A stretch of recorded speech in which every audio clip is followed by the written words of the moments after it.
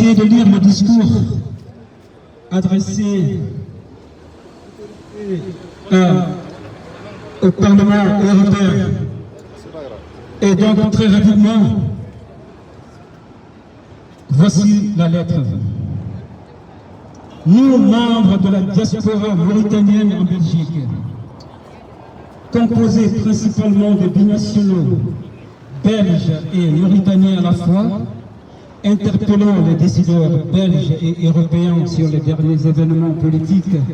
d'une extrême gravité qui ont eu lieu en Mauritanie. Les droits civils et politiques consacrés par la Déclaration universelle des droits de l'homme, les conventions internationales dont la Convention de sauvegarde des droits de l'homme et des libertés fondamentales, la Charte des droits fondamentaux de l'Union européenne, la Charte africaine des droits de l'homme et des peuples à laquelle se réfère la Constitution de Mauritanie sont l'objet de violations graves commises par l'État mauritanien.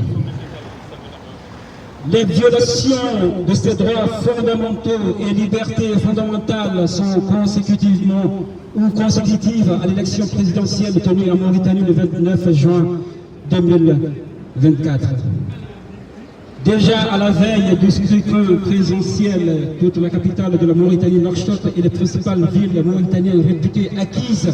et l'opposition sont mises en état de siège et cernées par les chars et blindés de l'armée. La Commission nationale électorale indépendante, la CENI, dont les membres tous issus et nommés par la majorité sortante, a publié et avalisé les résultats du vote, donnant le président sortant Razouani largement gagnant, alors que certains sont nettement en contradiction avec les résultats issus du procès verbal